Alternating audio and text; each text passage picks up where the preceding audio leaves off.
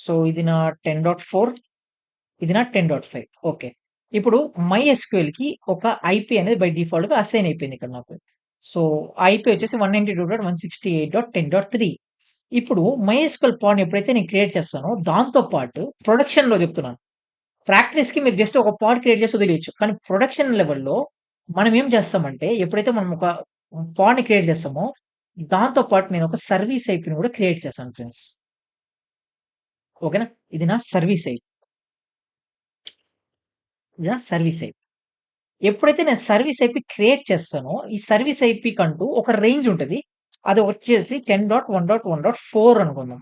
లేదంటే 10.1.1.1.3 అనుకుందాం. ఓకేనా? సో, ఇప్పుడు ఇది నా సర్వీస్ ఐపీ అన్నమాట.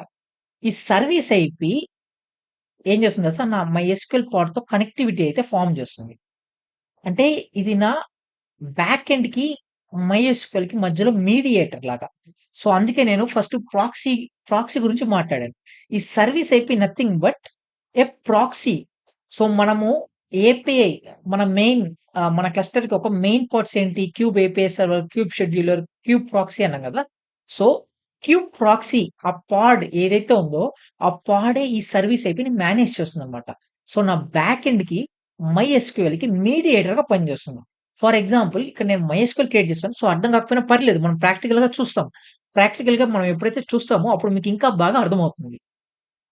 సో, మైఎస్‌క్యూఎల్ క్రియేట్ చేశాను. మైఎస్‌క్యూఎల్‌తో పాటు నేనేం చేశాను, ఒక సర్వీస్ ఐపీని క్రియేట్ చేశాను. ఆ సర్వీస్ ఐపీ వచ్చేసి 10.1.1.3 ఇప్పుడు నేనేం చేస్తాను బ్యాక్ ఎండ్‌లో నేను నా మైఎస్‌క్యూఎల్ ఐపీ ఇవ్వను. మైఎస్‌క్యూఎల్ ఐపీ ఇవ్వను నేను. నేను నా సర్వీస్ ఐపీ ఇస్తాను.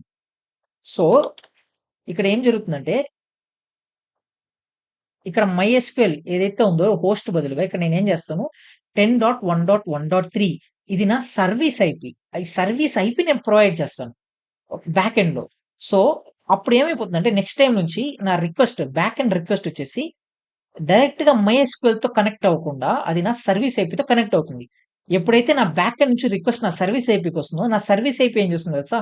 ఆ సర్వీస్ ఐపీ జస్ట్ ఫార్వర్డ్ చేస్తుంది మైఎస్‌క్యూఎల్ పాడ్‌కి. ఓకే. చెప్తాను. సినారియో కూడా చెప్తాను. ఒక్క నిమిషం వెయిట్ చేయండి. సో, ఇప్పుడు ఇది ఒక సినారియో. నెక్స్ట్ ఈ బ్యాక్ ఎండ్ కూడా నాకు ప్రాబ్లమే గదా! ఈ బ్యాక్ ఎండ్ అనేది కూడా నాకు ప్రాబ్లమే గదా! సో, బ్యాక్ ఎండ్‌కి ఐపీ వచ్చేసి 10.192.168.10.4 ఐపీ అనేది క్రియేట్ అయింది. ఇప్పుడు ఈ బ్యాక్ ఎండ్ కూడా నేనేం చేస్తాను